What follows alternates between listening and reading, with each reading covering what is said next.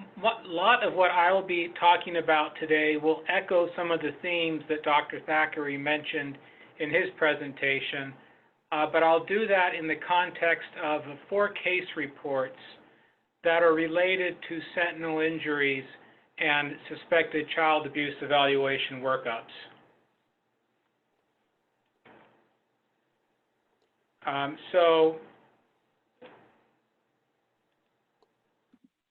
Haley, I'm sorry, I'm having trouble advancing the slides. Let me, so as host, let me see if I can just give you my screen access, or if you have the slides pulled up on your screen, you can share that. Those are kind of the 2 options. Why don't I have you then advance them for me, please? Okay, no problem. So what we're going to talk about is recognize the significance of Sentinel injuries through the evaluation of some case reports. And then secondly, in the context of those case reports, there'll be some take-home points related to Sentinel injuries and child physical abuse workups, and important concepts to keep in mind as we move forward in our clinical practices. So next slide.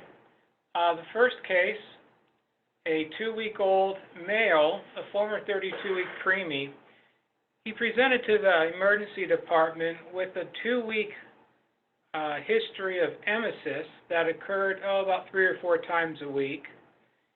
And mom said that the emesis came out his mouth and his nose, and at the same time he would arch his back and have these really severe tense shaking episodes. There were no associated fevers or any other other symptoms. His past medical history, he was in the NICU for 3 weeks. He was a feeder and grower and had some transient tachypnea of the newborn, but other than that, had a really unremarkable NICU stay. He was formula fed, family history, really non-contributory, the typical coronary disease and hypertension, but nothing too unusual. And so when he was evaluated by the providers in the emergency department, his exam was pretty benign, except for, next slide, they identified these 2 small bruises on the back of his left leg. They were linear erythematous, non-blanching. And when they asked the parents, well, tell us about these bruises, they said, well, you know what, we haven't seen them prior to today, prior to coming to the hospital. And so there was really no history that was provided that explained the presence of these bruises. Next slide. Because there was these unexplained bruises, the ED team consulted social work, and they obtained a fairly extensive psychosocial history. Parents were living together. They weren't married. They were living with paternal grandmother, and there was a 1-year-old sibling in that home. They denied any criminal or substance misuse history.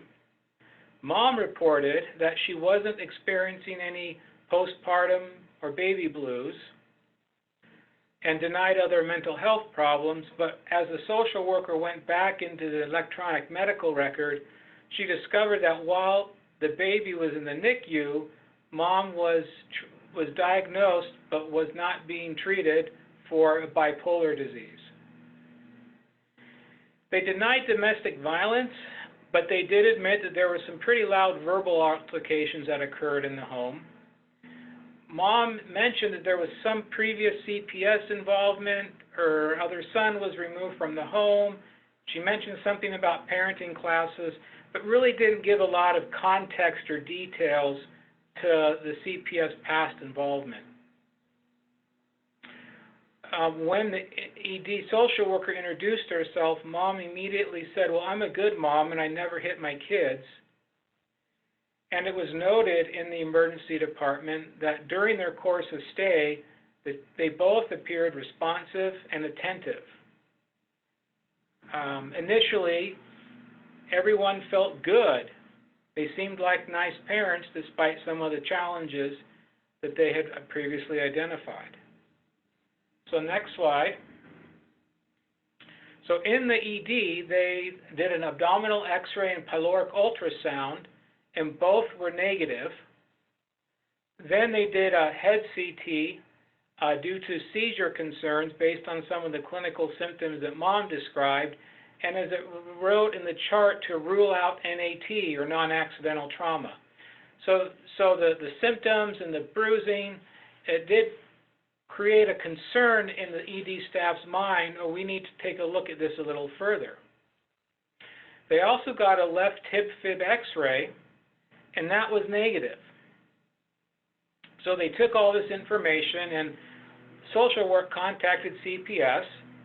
While in the ED, they also noted later on that the parents were were arguing with each other, and that Mom was holding the child while those altercation was occurring. But at the end of the day, given the history, given the identification of those 2 small bruises, and past CPS involvement with the family and things appeared to have resolved, they decided that the patient was okay to go home and that the CPS would follow up with the family. And so the parents were discharged. Fortunately, the next day, the child had an already scheduled well child check with their pediatrician. So next slide, please. And at that 2-month well child check, the pediatrician noted those same bruises. Parents, again, were not able to provide any history, and so the primary care provider ordered a skeletal survey, and the patient was sent back to the hospital that same day for the imaging study. And when they obtained the imaging studies, next slide, they discovered the following. They identified healing right anterior lateral 3rd, 6th, and 7th rib fractures for a total of 3 rib fractures with callus formation, indicating that these rib fractures were not acute, that they'd happened at least a few days prior, if not longer. And so with these new identified injuries, the next slide, the patient was diverted back to the emergency department, and then they were asked again about the bruises. A different team was on in the ED at that point, of course. And Mom and Dad said, well, you know, we think those bruises may have occurred while the patient was being cared for in the ED the previous night. But at that time, there was no explanation for the rib fractures. They were baffled by what could have caused those. So CPS was contacted once again, and this time, Children's Services decided that both the patient and the 1-year-old sibling would be protected, better protected, if they were placed with maternal grandmother as they continued their and as they escalated and intervened more quickly with the family. And so this is one of the cases that give a very good example of what Dr. Thackeray was talking about in terms of these small injuries, that the severity of the bruise really doesn't give a good indication in and of itself of the risk to the child. And so, next slide. The child came back to the child was seen in follow-up at the child abuse clinic, and no further fractures on repeat imaging were identified. The fractures that were identified were healing, and the bruises have resolved. And in the course of the evaluation, Mom did say that, well, I think the rib fractures might have been caused while I was holding on to the baby and I was leaning over and bending down to help the toddler sibling and pick the toddler up. And then later on, Mom finally admitted that one morning on an undisclosed date, the child woke up crying, and Mom, being very frustrated and very anxious and very tired, suddenly had enough, and she said that she squeezed the baby, and she squeezed him too hard because I was tired and frustrated. So this is one of those cases in which we can see a couple of important points coming through. Dr. Thackeray talked about the workup that should be done in the emergency department, and that the testing that we do can be somewhat extensive, can be costly, and patients in the emergency departments or in the clinics can spend a lot of time, and their parents, going through all these tests.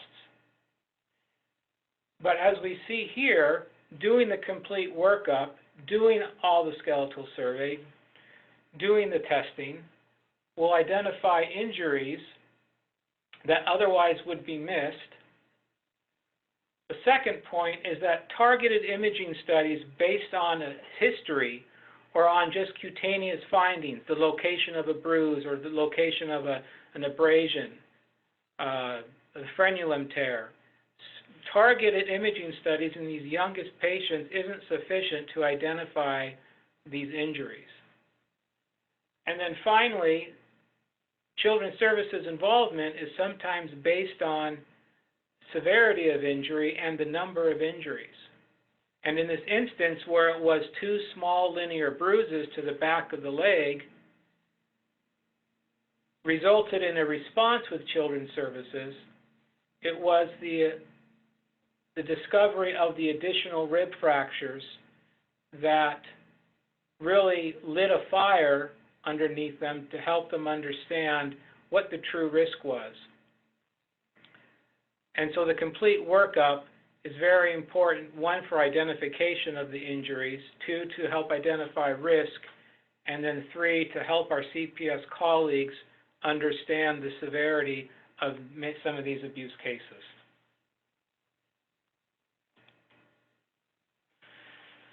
So if we'll go on to the next slide, this is case report number 2. This is a 2-month-old. He was put down in bed with a 6-year-old and 3-year-old cousins. They all fell asleep, and then when the patient awoke to be fed a little while later, Mom noted that he was favoring his left arm. He wasn't moving it as much as his other extremities. There seemed to be a little bit of redness, and Mom became concerned that there was some type of injury. So she brought him to an outside hospital, and they got a x-rays. Next slide, please. And what they discovered on the x-ray was a transverse humerus fracture on the left side. And it seemed to the providers at the hospital that fracture was somewhat out of proportion to the history. Now, kids sleep in the same bed all the time. They roll over on each other, and very rarely do we see a fracture like this, or any fractures for that matter, in children who are rolled over on or who are played with by young siblings, And so they mentioned this to Mom, and in our communication with the providers after this case had completed, it was very interesting, because as they confronted Mom about this injury and that the inconsistency with the history, she began to start to get tearful, and she started to cry and broke down and said, well, it wasn't the 6 or 3-year-old that was in the bed, it was me. I was so tired, just needed to sleep, and I fell asleep with the infant in the bed, and I'm the one that rolled over on the child. I must have been the one to fracture the arm. And a discussion at that point ensued with the medical staff at that hospital. Some of them felt, okay, this mom is very remorseful. She admitted what she had made a mistake, wouldn't do it again. And, let's treat the arm and we can discharge for follow-up with orthopedic surgery.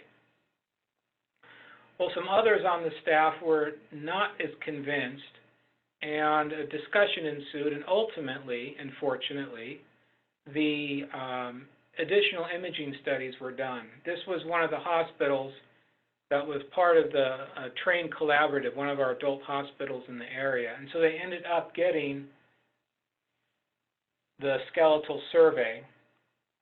And if you go to the next slide, they also obtained a head CT, and they identified a left parietal skull fracture.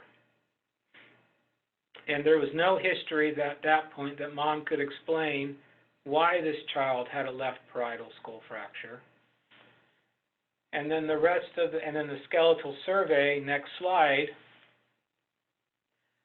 identified a number of rib fractures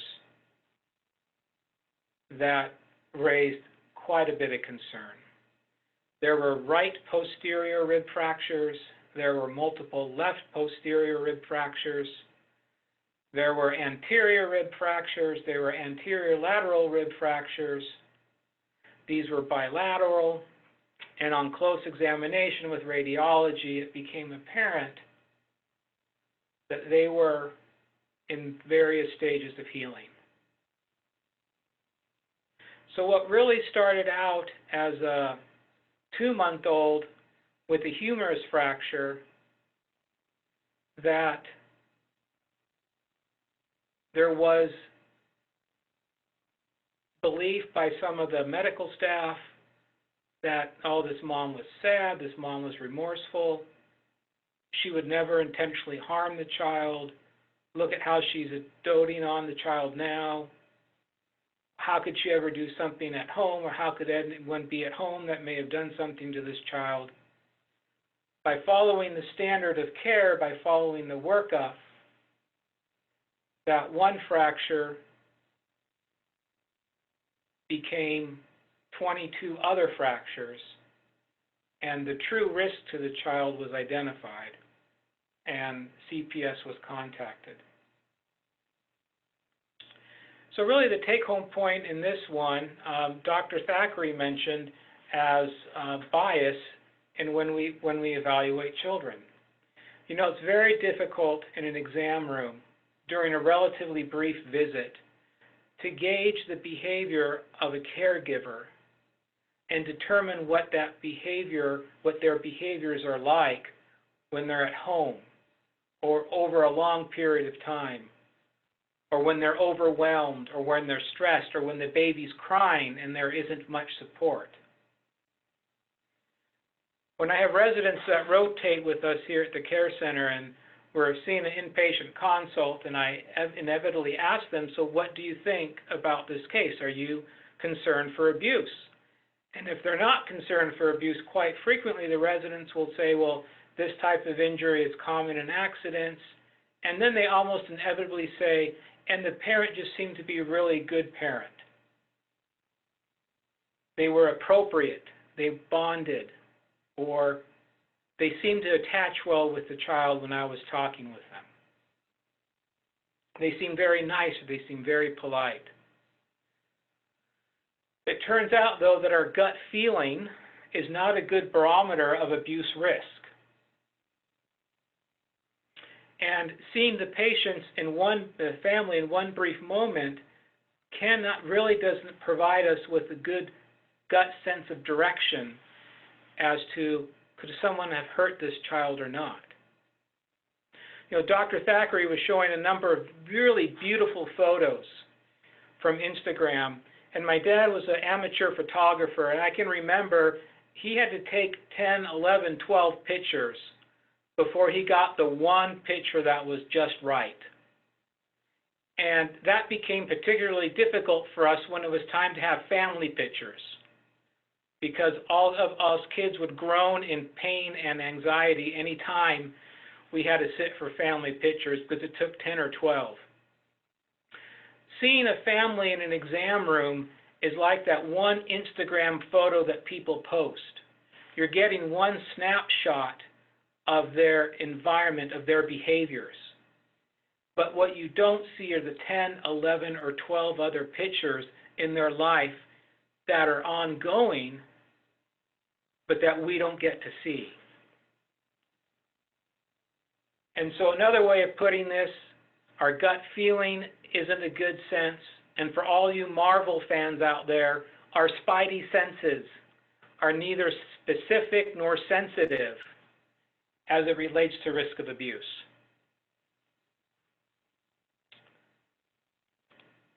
Let's go to the next slide, please. So this is a case of a 3-month-old infant, and he presented to his primary care physician because parents noted some redness to his eye. And they were concerned about it, and so they brought him to the PCP. And in addition to the subconjunctival hemorrhages that were identified, the PCP identified some really small, some petechiae on the patient's arm. And that was on a Wednesday. So the PCP thought, okay, we've got subconjunctival hemorrhaging, we've got petechiae, you know, this child might have a bleeding disorder. Let's go ahead and refer him to hematology. So they were sent to hematology and were seen by the hematologist the next day. And when they were at the hematologist, he began to get a bleeding disorder from the family and a medical history of the child. So next slide. And what was discovered is that for the last couple months, the parents reported, oh, this child had scattered bruising on different body parts. One time it was on the chin, and they said, well, that was probably caused by the pacifier that the baby rolled over onto while in the crib. There was a bruising on the back, and the history was, well, you know, Dad likes to burp the baby and just doesn't know his own strength, so he just must have burped the baby a little too hard. And then bruising on the penis, well, the car seat buckle was too tight. And so the hematologist then did what they always do. They draw lots of blood, and they do lots of tests. They performed the blood work, and the child was discharged home. Next slide.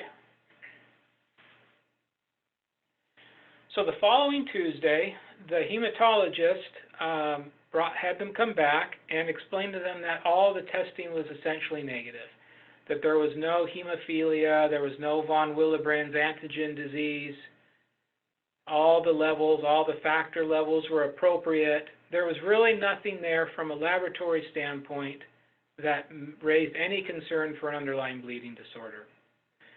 So then the hematologist decides, well, there must be something else going on. I wonder if. So the hematologist ordered a skeletal survey. And if you go to the next slide, and from the first skeletal survey and then the follow-up skeletal survey, 10 different rib fractures were ultimately identified, as well as a classic metaphyseal lesion of the right distal femur. And again, the parents did not have any explanation for the injuries, for the fractures. And so this case, with the previous cases, also really drives home the point here that when you get a history for a bruise on the face, on the trunk, on the arm, on the leg, and the history that's provided is one that happens hundreds of times each week in a household. How many times do babies with pacifiers roll over in their cribs? Or how many times do they startle and startle their arms into a caregiver while being held? Or how many times do kids get buckled in car seats and parents only afterwards realize, oh, that's too tight, our kid must be growing, and they loosen it and there aren't any bruises? So when you hear and see bruises and you hear a history that isn't consistent with bruises in your clinical practice elsewhere, especially in those young kids, young infants, work up with the skeletal survey, additional studies definitely is indicated. And then secondly, we do not want to miss, of course, any underlying bleeding disorder. We don't want to miss an underlying metabolic bone disease if we see a child with multiple fractures. And it's good and it's okay to screen for those, and we should. But at the same time we're screening for a bleeding disorder, let's also make sure we screen for suspected abuse. Next slide. So this next one is a 4-month-old, and he came to the emergency department because he had a history of some ear swelling. And as they describe it to the ED providers, it started 3 days prior, and it was a little small pea-sized hematoma on the top of the left ear. And over day 2 and day 3, it got bigger, and they tried putting ice on it. They tried to decrease the size, but nothing would work. And so they came to the emergency department, and they noticed the swelling in the ED, and this is what they saw. Next slide. The pea-sized hematoma to the ear had grown considerably, as you can see here. And when they asked the parents, well, what do you think happened? How did this occur? The story was, well, they have an 18-month-old toddler sibling, and the 18-month-old, she's big for her age, and so she must have thrown a toy and hit the patient in the ear. And then that ear developed a bruise, and that bruise continued to get bigger and bigger. Well, in the ED, they were a little concerned about that history. Next slide. There was no other history that was provided. Typically, 18-month-olds do not have the developmental or the strength capabilities of throwing a toy with the amount of force or velocity necessary to cause a bruise. So the ED department did obtain a skeletal survey and head CT. And next slide. The head CT identified a right parietal skull fracture, which, when they asked the parents, was unexplained. And then the skeletal survey, next slide,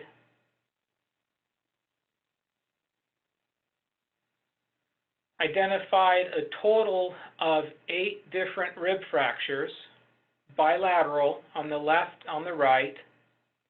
The ones on the left are kind of hard to see on this view, but would be easier to see on different views. And that they were in stages of, they were non-acute. They, of course, they had callus formation. And again, there was no additional history to explain the presence of the skull fracture or of these multiple bilateral rib fractures. And again, this is a case where that very small ear bruise, pea size as they described it, was an indicator that the child had experienced trauma, and that relatively small injury was significant because of what it indicated that had occurred in this infant's life. And the skeletal survey that they obtained, the head CT that they obtained, painted that broader picture, gave a truer understanding of what was actually happening, that a small pea-sized bruise on the ear doesn't really communicate. So next slide. So some takeaway points that we learned from these cases, and that as we discover from sentinel injuries. Sentinel injuries, they are small but significant. And I like how Dr. Thackeray put it in his presentation. The size of the injury does not measure the size of the risk. And that these types of injuries are indicative of increasing morbidity and mortality if these injuries aren't identified. Be sure to complete all components of the suspected abuse evaluation. Targeted imaging studies due to the presence or lack of a bruise does not capture the whole picture. Many injuries, many fractures do not have associated bruises with them. And so if a small bruise is noted on one extremity in these young infants, the standard of care is to get that skeletal survey. When you hear histories that result in bruises that are not common histories, children that roll over onto pacifiers, children that play with their the infants that are played with by their older toddler siblings, resulting in bruises, these are not typical, consistent history with the injuries. Screening for underlying medical conditions is important. At the same time, with these injuries, be sure to screen for non-accidental trauma. Spidey senses, as we talked about, a gut feeling, observing a family for a little bit, relatively short period of time in the exam room or in a hospital room, are not sensitive or specific in terms of could this child have been abused. But what I would like to leave, the last point though, is that with these case reports and all these other cases that Dr. Thackeray talked about, while there was some failure of caregivers providing the love and attention and the safe environment that they need, while there may have been some failures on a society level that resulted in these injuries in these children, I think it's important to note that these cases did not result in severe, long-term, permanent neurological injury. That when the workup was done, the rib fractures, which are a marker of significant violence in the home, those rib fractures will heal. That humerus fracture will heal. The skull fracture will heal. None of these cases resulted in severe abusive head trauma, resulted in lifelong morbidity, or resulted in fatal injuries. So while there may have been a failure at one level, the proper workup likely or did prevent worsening injury that would have lifelong consequences. So thank you. The next slide. Any questions about any of the cases that we've discussed? Thank you so much, Dr. Pearson. There isn't anything currently in the chat, but if anybody wants to add anything, we can, leave it open for a minute or so, and then I think we'll be ready for Haley to move on to the next section. Okay, thank you. So next slide. And that's all I have for the case reports. If we want to turn it now over to our colleagues, Lindsay Williams and Lakeisha Hilton. Lindsay is the Executive Director of the Ohio Children's Trust Fund, and Lakeisha is the Assistant Deputy Director of the Ohio Department of Job and Family Services. We're excited to hear what each of you have to say about child abuse prevention, and the response to CPS and this COVID-19, and how, as pediatricians and healthcare providers and social workers, we can be of assistance during these very unusual times.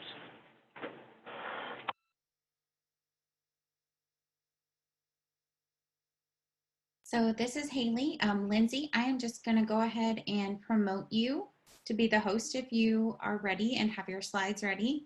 If not, I can advance them for you, and you can go ahead and unmute yourself whenever you're ready.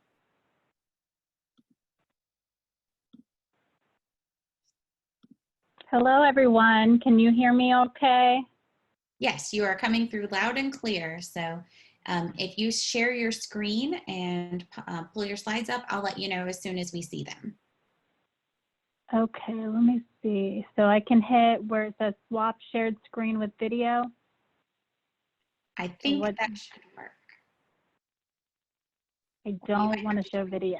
Okay. New share. All right, I'll try. I just have swap shared screen with video. Show large active speaker video. So there's, Nope. I have a new share button that allows me to show like slides or different documents.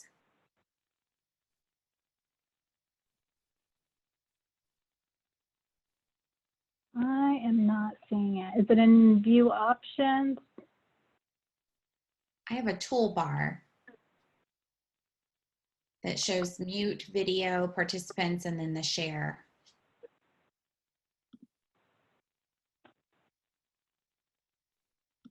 I do have your slides ready. If it doesn't pop up, I can advance for you. I see share. This will stop other sharing screen. Let me see if this worked. Oh. Okay. Are you seeing my screen now? Yep, looks perfect. I can see your whole PowerPoint. Okay. Now can you just see the one slide? I have the speaker view where I can see the next slide coming. I don't know how to swap that. I think a right click in this presentation might let you hide presenter view. Did that fix it? Oh, and now I've just got the standard PowerPoint. Okay, here we go. Well, good afternoon, everybody. Thank you so much for inviting us to share with you today. April is Child Abuse and Neglect Prevention Month. It's actually National Child Abuse Prevention Month. And then at the state level, Governor DeWine has issued a proclamation for April as Child Abuse and Neglect Awareness Month. So I really appreciate the presentations today. I have heard other presentations on Sentinel injuries before, and I think it's absolutely key. Just sharing a little bit of background about myself.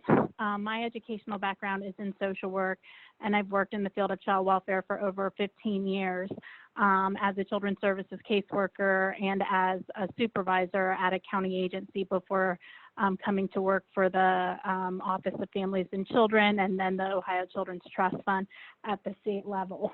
And immediately prior to accepting the position here at the Trust Fund, I worked on a project to identify high-risk cases for child abuse and neglect fatalities, and a lot of the information that has been shared regarding sentinel injuries and infants being at higher risk because they are not mobile and they are not verbal is spot on with what our data shows as well. Another predictor of child abuse from the data perspective side is in regards to the number of calls, whether they were screened in or not, to a child welfare agency prior to the abuse occurring, which I think also seems in line with what we were hearing today, where especially with these sentinel injuries in younger children that may not immediately be identified as severe abuse, but a call is made to CPS and it sounds like potentially screened out because there's not enough information known at that point, that then there's a subsequent episode of confirmed abuse. So that is very much in line with what we see. So my presentation for you today is I know we have a lot of members that are maybe not as familiar with the trust fund. Let's see if it lets me advance these slides. So I'm going to start off with an overview of the Children's Trust Fund and kind of our mission and what we do, and then kind of transition into the child abuse and neglect response and some tips and strategies that we can do to help strengthen protective factors and kind of watch for potential signs of abuse while we are in this period of physical distancing. So the Ohio Children's Trust Fund, we are a quasi-governmental agency. We sit within the Ohio Department of Job and Family Services, Office of Families and Children, and we are really the primary and secondary child abuse and neglect prevention arm for the state. Our mission is to prevent child abuse and neglect through investing in strong communities, healthy families, and safe children. We really look at more of a public health and primary prevention approach to our services. This slide just shows our team. We have a small but mighty team, and we duly report to the Deputy Director within the Office of Families and Children, as well as a 15-member board, including 4 members of the General Assembly and 8 public members. This next slide will kind of breeze through, shows you our structure. On our board, we have the 4 members of the General Assembly. We have 3 agency directors or their designees, as well as 8 public members appointed by the governor. And this slide shows you all of our current board members. We have 3 vacancies at the moment. And then our mission is really focused around work with parents and caregivers and the professionals that serve families. And it's really looking at this from the systemic lens of when the people who are surrounding children, when parents, when families, when caregivers, when professionals, teachers, educators that are daycare professionals that are with children and surrounding children every day, when they have the support and the resources that they need, then children will get the nurturing environments that they deserve. This is a slide I always like to present when I'm kind of giving an overview of our agency. It gives you kind of a high-level picture of the children's services continuum of care. So if you will, the solid purple line down the middle, you can kind of view that as the entry point into the child welfare system or having an open case with the Children's Services Agency. And over on the left-hand side, that's kind of shaded purple, that's where the focus of the trust fund is and the services that we provide. Very much primary prevention from awareness campaigns. So for example, we're leading the state's child abuse prevention awareness campaign, Everyday Ohio Heroes, which I'll be talking to you about in a minute. These are things that really align with a lot of the work that you do as practitioners in terms of global child development screenings, the parent education sessions, things of that nature. Secondary prevention is a little bit more targeted. It's looking at those higher risk groups. So this might be families where parents have mental health concerns or substance use concerns, or maybe the parents had a previous history of child abuse and neglect or experiencing poverty, things of that nature. And I will just make a point there to say, that poverty does not equal neglect and it's a fine line, and I'm sure you all know that there you can have a family that is really living in poverty, but they're able to make sure their children's basic needs are being met, and provide them a nurturing environment despite that. And then when you get into the kind of the children's services door is once you would make a referral to the child welfare agency, then at that point, any prevention work that is being done is tertiary prevention, and it's working around preventing repeat maltreatment. And now I'm gonna kind of transition into our 2020 Child Abuse Prevention Month campaign. And our tagline for our campaign is Everyday Ohio Heroes. And you may have heard this campaign or seen some of our campaign materials before. This is the second year we are using these campaign materials, and the third year we are using that campaign slogan. We are continuing this year to work on raising awareness of the impact that child abuse and neglect has on our most vulnerable citizens, our children. And our campaign is focused on the idea that we all, no matter what role we play in society, have a role in preventing child abuse and neglect.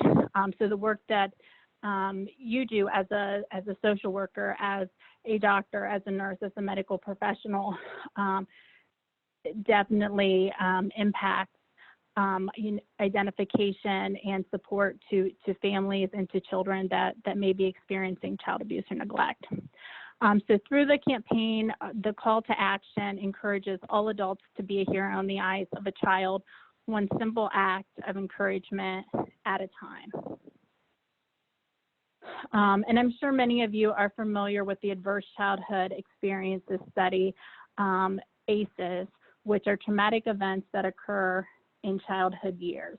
And so these can be anything from having an incarcerated parent, having food insecurity, to more mild kinds of events that are widely experienced, such as your parents going through a divorce, kind of on a continuum up to more severe traumatic experiences, up to and including child abuse and neglect.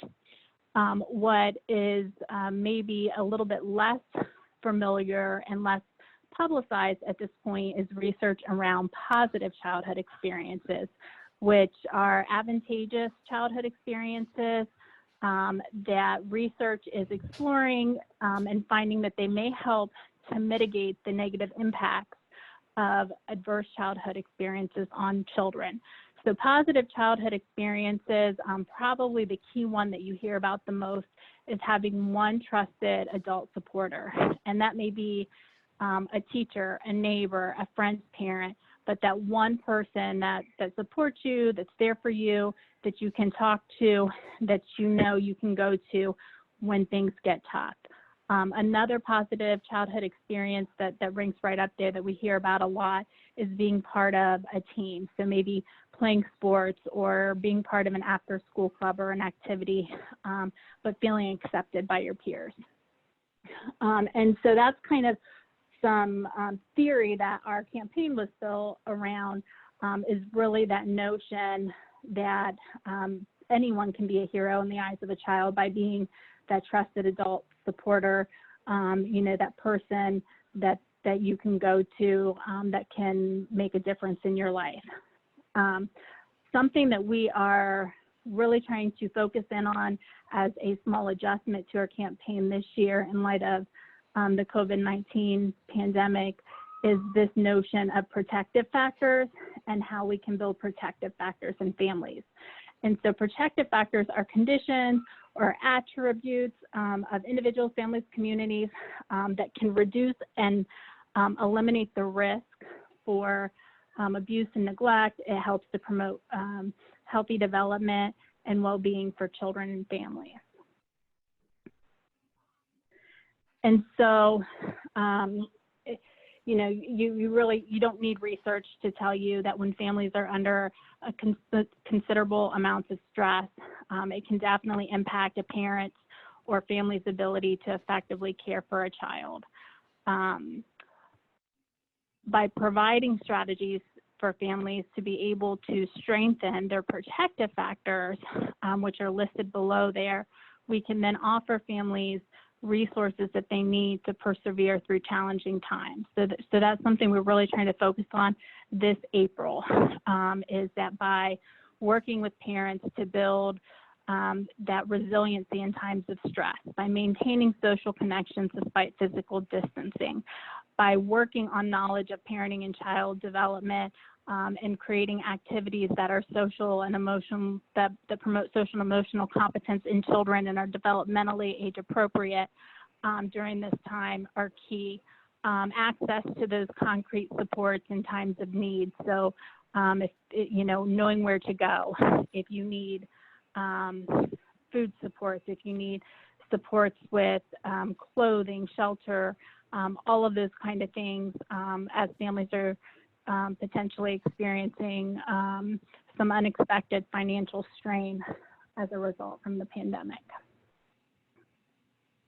Some strategies for families, and I just listed 3 here, and I'm sure you can think of many, many strategies that would help to increase protective factors for families. But calling or video chatting with friends and loved ones can help really maintain those social connections while you're physically distant. I know my youngest daughter, she's 3.5, and she has been missing her Meemaw, my mother-in-law, just crazy since we have been staying at home and being physically distanced. But we've been making it a point to FaceTime with Meemaw almost every night, and that's helping to maintain that social connection. Incorporating fun activities into your day, especially, homeschooling children and trying to, make a break into the day to let your child stay active.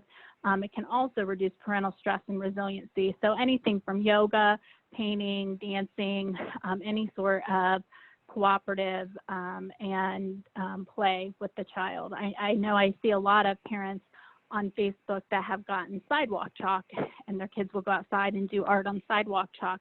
That may be another good activity. And then just using everyday tasks as opportunities for the children to learn and to increase those family connections. So an example of that would be having your child help prepare a healthy dinner. And if it's a recipe where they are measuring out portions, it can be both a math lesson and a fun time for the family. This slide is just really talking about how we can talk to children about COVID-19. And this is something that I think you all through telehealth, or I know you're having conversations, with families and families with young children. And this is something that I think some parents don't necessarily always know how to approach, especially with really young children, is how do you talk to them about something like this? How do you explain to them why we are now physically distanced and can't go see grandma and grandpa and aunts and uncles? And so the tips would be, remain calm and reassuring, provide age-appropriate, honest, accurate information. So, for example, back to my young daughter again, we have conversations about there's some bad germs, and we have to stay home to protect ourselves and to protect others from the bad germs. And once the germs are gone, then we'll be able to go to school again, and we'll be able to, go to the park again, and those kind of things.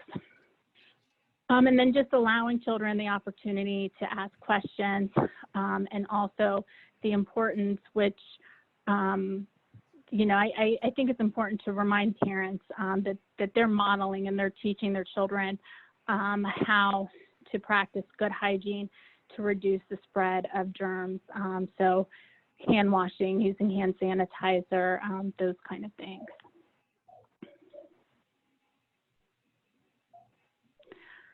And then now kind of switching gears to the impact of COVID-19 on the child welfare system. So in 2019, there were over 19,000 confirmed cases of child abuse and neglect in Ohio. And so these are not this is not the total number of reports, but this is the total number of cases that were investigated, and there was a confirmed confirmation of that report.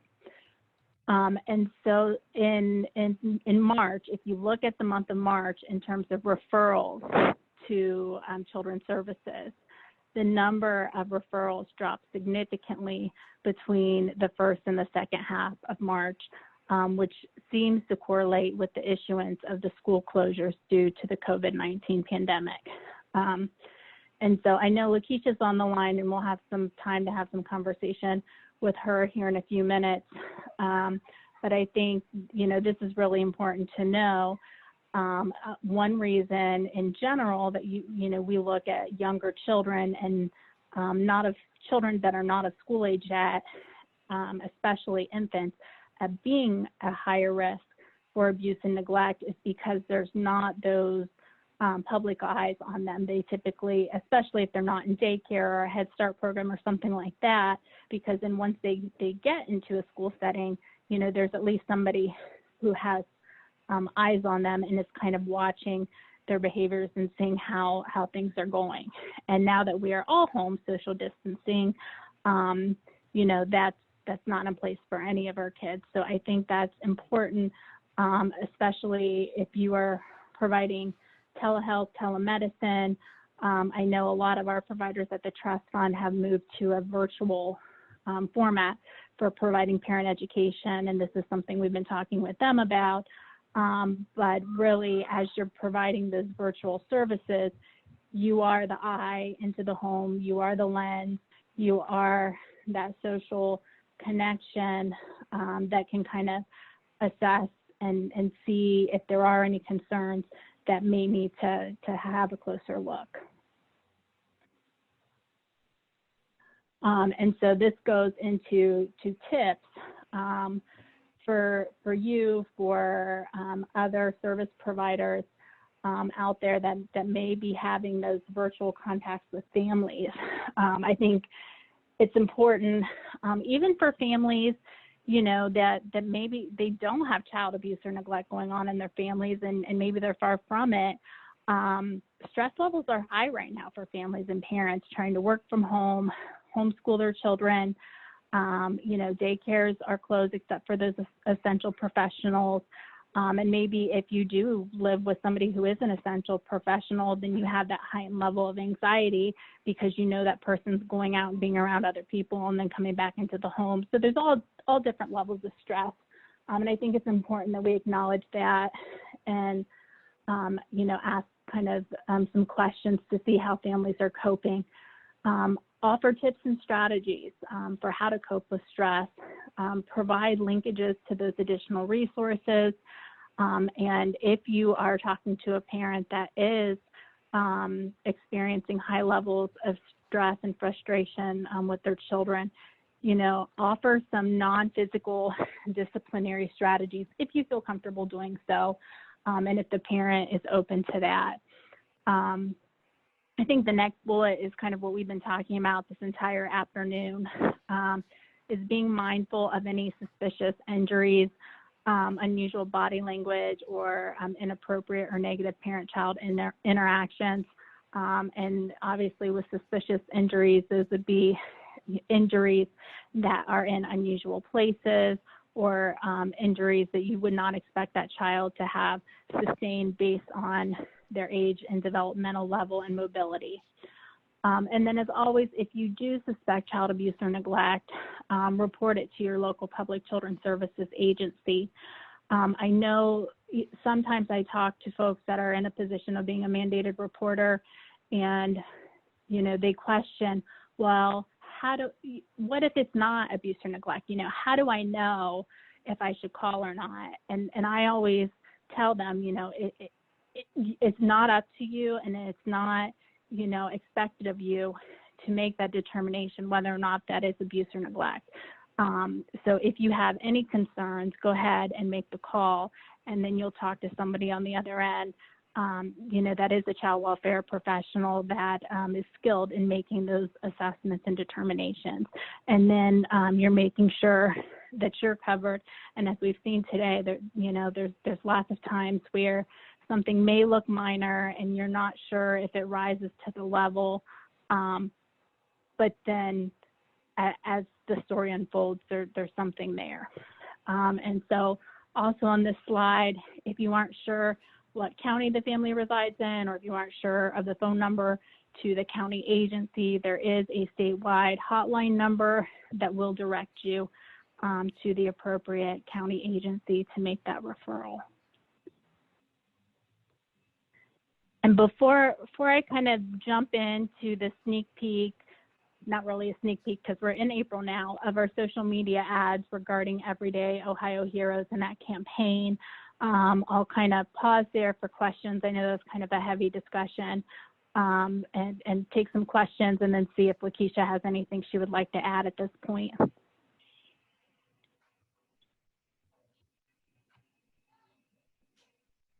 Hi, so this is Haley. Would encourage everyone to continue if you have questions, put those in the chat box and send them in. We'll have Olivia keeping an eye on that so she can share anything. One question about evaluation, we'll cover this again, but you'll get your forms at the end. So thank you, Lindsay, for all of that information. And I'm also excited to hear if Lakeisha has updates and some of the ideas about how this continues. So we'll keep an eye on the chat box, but I don't think we have anything just yet. Is there anything specifically, Lakeisha, you would like to share at this point, or Lindsay, anything further? Yes. Hi, everyone. Good afternoon. Can you hear me okay? Yes. Okay. I just want to start by thanking Dr. McPherson and Dr. Thackeray for their presentations earlier, and Lindsay as well for such a thorough overview of the efforts that the Ohio Children's Trust Fund is making to educate the general public on National Child Abuse Prevention Month. I think it's so important for us to collectively have a sense of responsibility, especially during these times of increased physical distancing and isolation, to be vigilant and equitable and vocal in identifying instances of abuse and neglect.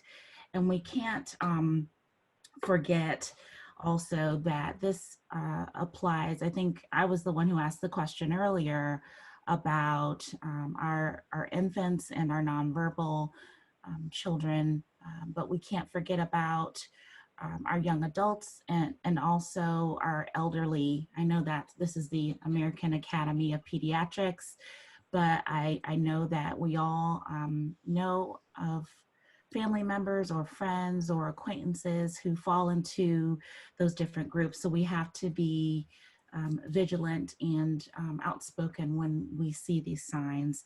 And we, as a Department of Job and Family Services, are open to suggestions on how we do that when we're not seeing people face to face as we ordinarily might do.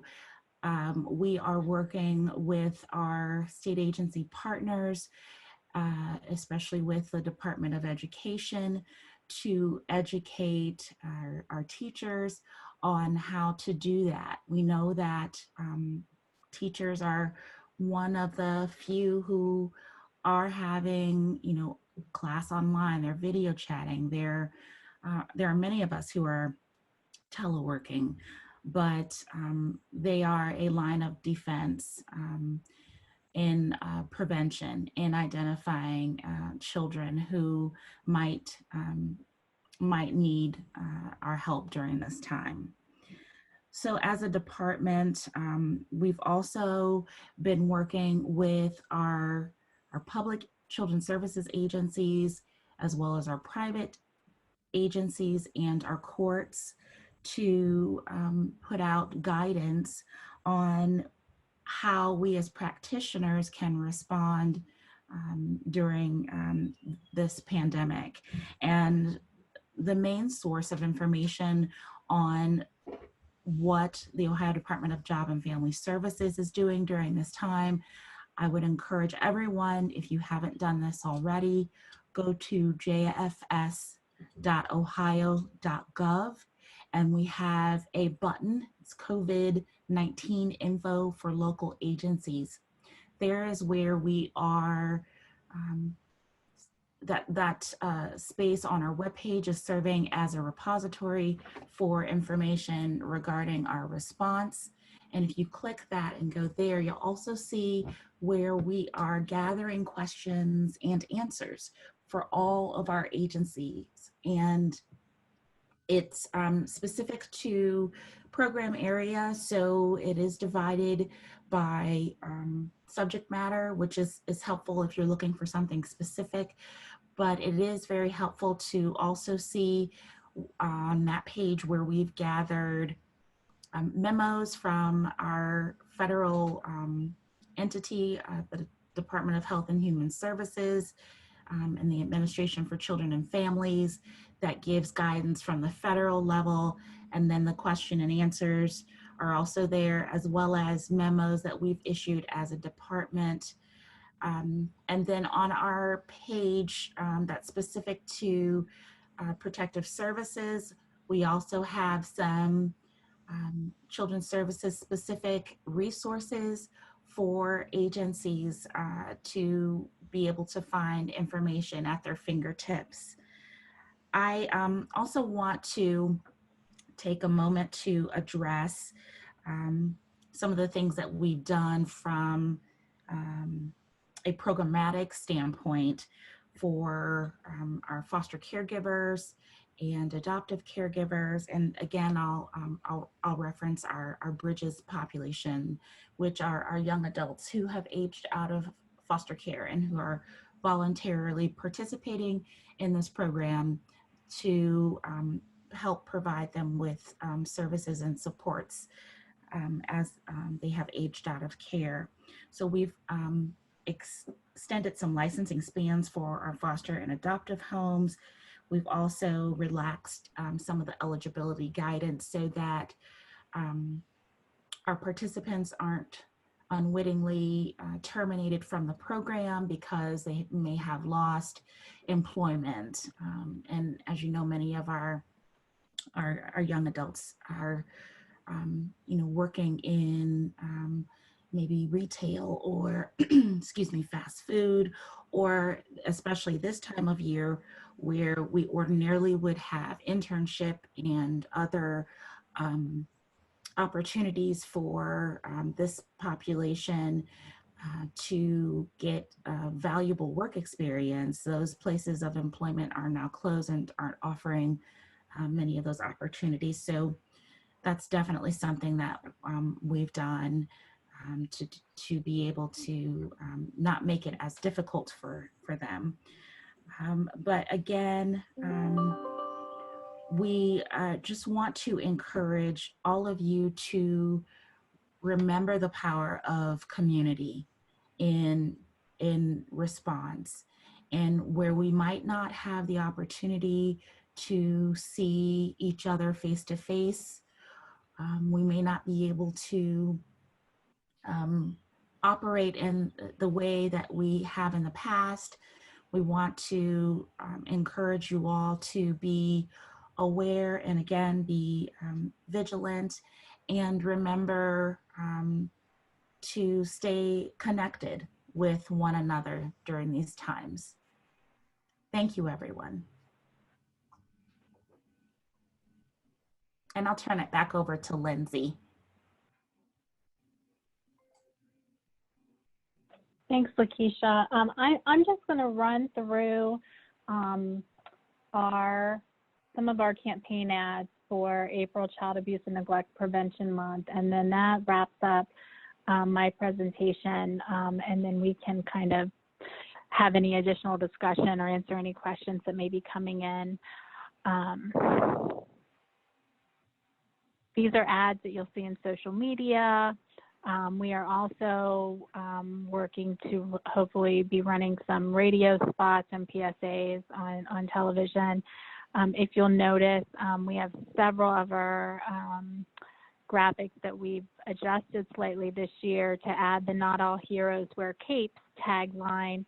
And I think that's important because we hear Director Amy Atkin speak to that during the daily press conferences, that not all heroes wear capes, and that anyone can be a hero, and that all of our essential workers and medical professionals and social workers and supply chain workers are all heroes in the work that they're doing every day. I also wanted to kind of end with encouraging everybody to follow the Trust Fund on social media. We're on Facebook, on Twitter, on Instagram. These are the social media hashtags to look for this month. Everyday Ohio Heroes and Prevent and Protect are the hashtags that the Children's Trust Fund uses. April 8th, which is this Wednesday, is Wear Blue Day in Ohio, where all professionals and all adults really are encouraged to wear blue to support child abuse and neglect prevention. And the hashtag for social media on Wednesday is Wear Blue Ohio. So we encourage you all to take part in that. And then just to kind of wrap up, this is a link to our website at the Trust Fund where you can get additional information, not to be confused with the website Lakeisha was mentioning, which was jfs.ohio.gov. So that concludes my presentation. I did see some questions that have started to come through. Haley, I don't know if you'll need to turn that back over to you to walk through the questions, and then Lakeisha or I can respond. Thanks, Lindsay. So first of all, thank you for sharing your website there. We will make sure we send out websites, and we're recording and we'll be posting and providing access to materials for everyone. I will actually turn it over to Olivia to kind of walk us through those questions and keep us organized. Thank you, Haley and Lindsay and Lakeisha. So we did receive a couple questions just within the last couple minutes, so I'll kind of run through them, and I'll let Lindsay or Lakeisha or Dr. Thackeray or McPherson or Liker, whoever kind of, I'll let you guys decide who wants to maybe take over depending on the nature of the question. So the first one we had pop up is, what is the procedure for getting the child to the ED for evaluation from a physician's office? I don't know if Dr. Thackeray or McPherson are still on the line. If you're able to unmute and maybe shed some light on that. Hi, this is Dr. McPherson. That's a really good question, and that can be a challenge for primary care providers or pediatricians out in the office. Dr. Thackeray had mentioned, and I agree, that one of the things that you can do if you have concern is to call the Children's Hospital with the child abuse pediatrician, and they can help guide you through that process. Another way is, depending on the level of concern you have, you can always call EMS to come to your office and transport the child that way. So those are two options that are available. And if you have parents that are refusing transport or refusing additional workup, and these injuries fall under the Sentinel events, then one other option you have is to contact Children's Services and let them know of your concern for abuse or neglect, and then they can help facilitate that evaluation as well. Awesome. Thank you so much. And so I think that kind of also goes in line with another question on the chat. When a caregiver brings a child in to be seen by the PCP, how likely is it that the caregiver will continue to bring the child back to be tested? If the abuser already knows what's happening and they don't want to be found out by bringing the child back for testing, what can we do as professionals then? Call CPS? So that kind of goes in line with what you were just saying, Dr. McPherson. Yeah, that's correct. It can be very difficult when you're trying to interact with the family and there's concern for abuse, and that concern has been communicated, and that the family member who might be harming that child be aware of that and try and prevent appropriate medical workup and evaluation. You know, that's when we have to rely on our colleagues at CPS, where they can provide that regulatory and authority aspect of making sure children get the proper care and proper treatment that they need. It's always best to attempt to identify and resolve the concern, parent to engage in a discussion to try and resolve that in more of a cooperative way. But if that is not possible and those avenues have been explored or no longer available, then sometimes we have to contact CPS. And this is Jonathan. I'll add one more comment. I think Paul alluded to it. I wouldn't assume that the person bringing in the child is always either the abuser or even knows the child is being abused, right? So we see all situations. We see caregivers who bring in the child and they know exactly what's happened to the child. We see caregivers who bring in a child and have no idea what's happened to the child. And then we have caregivers who know what happened but purposely give, false histories. So I think it's important to remember that the person you're talking with in the clinic or whatever clinical setting or any setting may not be aware that the child's being abused. Great. And this is Lindsay jumping in, and Dr. Thackeray, I appreciate you bringing up that point. I was actually going to bring up that point myself. We do see that a lot, so that could definitely be a scenario where it's somebody else that is the abuser and the caretaker is unaware. Another suggestion, and I don't know how feasible this is in different pediatric offices or depending upon the setting that you practice in, but if you have concerns and a report is not made to CPS, but there is an appointment set for additional testing, and then the family fails to return for that additional testing, if there is a way to put an alert in your system to make the call at that point in time, and that will help to ensure that the family doesn't fall off the radar, so to speak, and that somebody's aware that there's concern.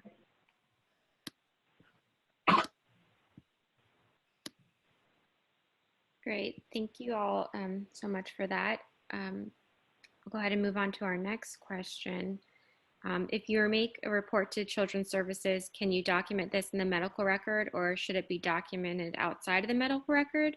Is there any harm in documenting it in the visit notes? Everybody agreed that Darty looks pissed off in that picture. He was not very happy. Did they like it?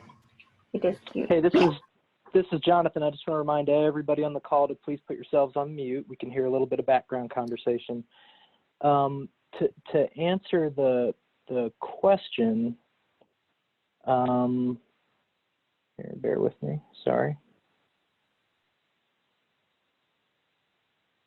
To answer the question, we, as part of our medical documentation, and I would encourage all medical providers to do so, we do document that we've contacted Children's Services and or law enforcement.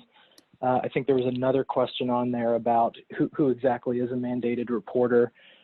We can send out the link to it's spelled out in law in Ohio Administrative Code.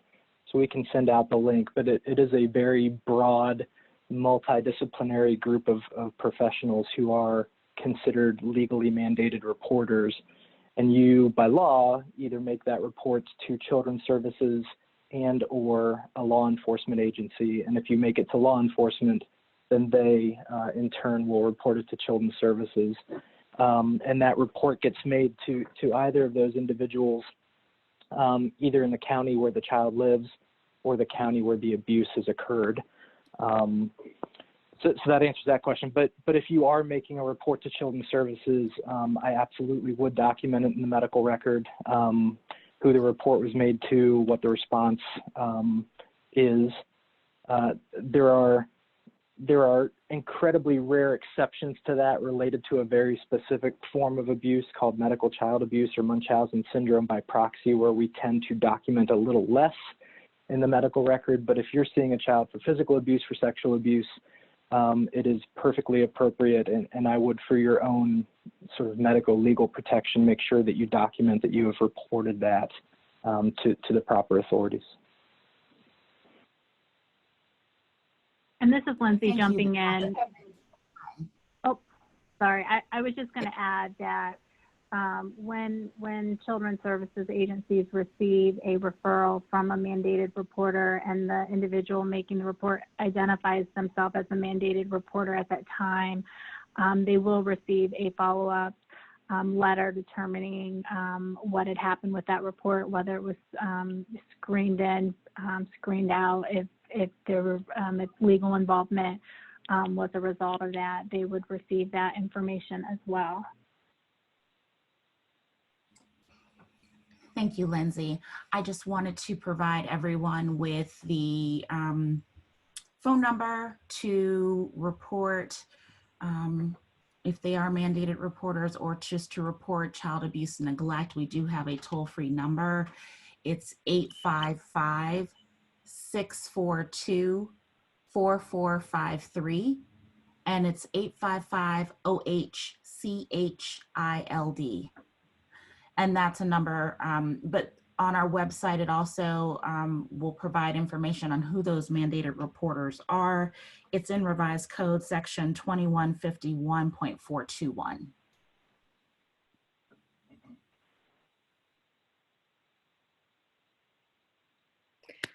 All right, thank you so much. I think we are just now nearing the end, and I know there are still a couple questions coming in, but unfortunately, we don't want to run too long. So, if you do have any follow-up questions, or if something that you posted in the chat wasn't yet answered, you can go and follow up with me, Olivia Simon. I'll be following up with you regardless. So you can always just respond back to the email, and we'll make sure any lingering questions that weren't addressed will be answered. Because I know Haley needs to wrap up, and she has a couple more announcements that we want to get to before this is over.